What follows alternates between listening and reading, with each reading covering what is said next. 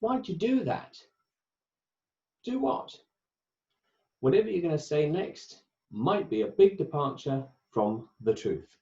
Not because you're into lying, but because everyone has one of 4 distinct differences when it comes to actual motivators as to why they did something and why they're going to do it.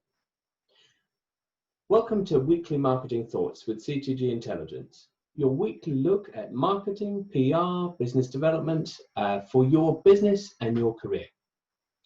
This week, we're going to be looking at the 4 quadrants. No, not Star Trek, but we're going to be looking at the 4 quadrants of people's motivation.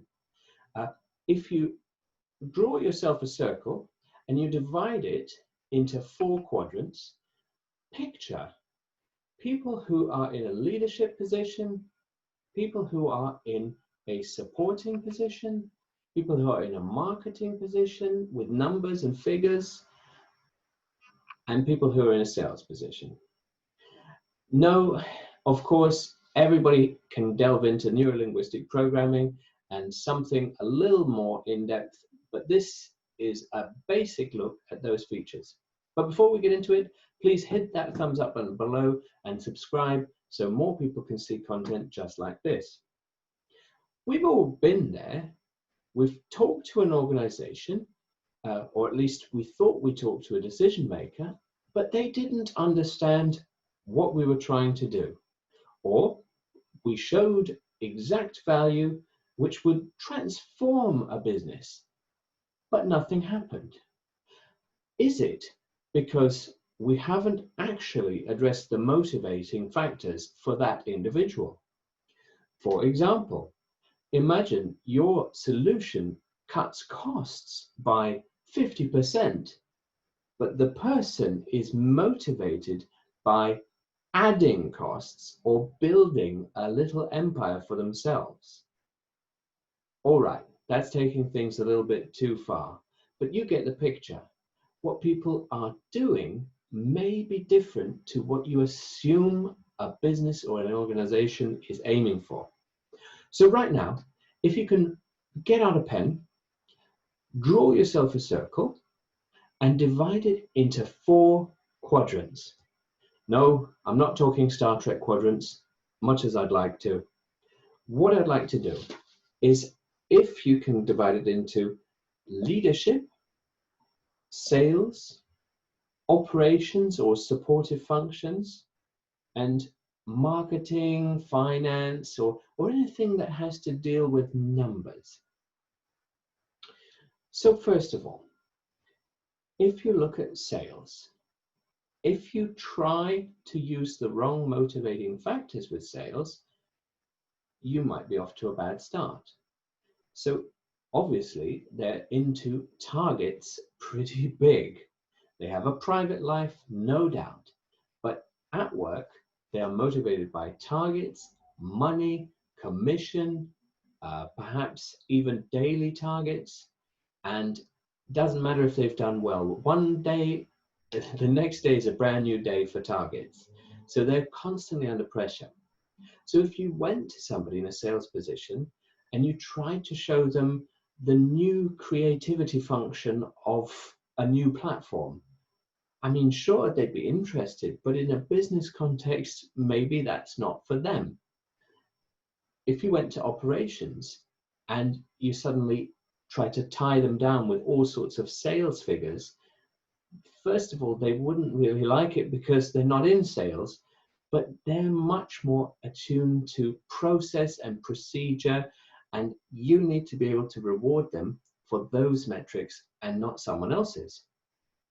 If you went to a marketer and you started to, I don't know, complain that they don't have a good grasp of numbers and figures, well, that would be a cardinal sin. So why would you offer a solution that would highlight that perhaps they're not on the ball? And if you go to someone in a leadership position, you don't really want to get on the wrong side of their project management abilities. You see, in this quadrant, you can both motivate and understand the different motivating factors. Let's say you want to compliment someone in an operations function. Well, the best way is to be amazed at the creativity of what they've done. Perhaps they've put a beautiful flower spread out. Perhaps they've arranged the chairs for an event in such an amazing way. Obviously, it doesn't mean that you have to go out of your way. It's a good idea, but notice why they might do things a certain way and notice where they might be motivated. In this pandemic, we have seen a lot of people become naked, not least middle management, when previously they've argued to business owners, we need physical premises. We need them to make people productive. Well, people who have offered them physical premise well understand that middle management's motivated in some part by the nice corner office or the ability to be higher up than other employees. Things that actually don't work for the whole business and may be destructive. But look at those motivating factors. It's an extreme case, but many people are talking about permanent working from home. So I thought I would bring it up. Divide your circle into leadership, sales, marketing, finance, anything to do with numbers, and operational staff. And start to think of motivating factors that way. There's a whole host of them. There's crossover. There's salespeople masquerading as marketing people. There's marketing people who are actually natural salespeople. And yes, everybody has that inherent thing to motivate them. And I don't want you to go to the dark side and use Gestalt theory for negative purposes. There's a whole host of people straight out of the movie Horrible Bosses for that. Think much more plainly and broadly about where their motivating factors could lie, where you can add value, where you can complement them, where you can work as a team. It's really key. Yes, it's a bit simplistic, just dividing into these 4 quadrants, but otherwise you'd get into all sorts of trouble that would make you, have to psychoanalyze each employee at every single stage of the day, and you don't really want to do that. So I hope that was helpful. Security personnel have a natural ability for judging human behavior or judging online behavior, so I think it fits rather nicely into this schedule.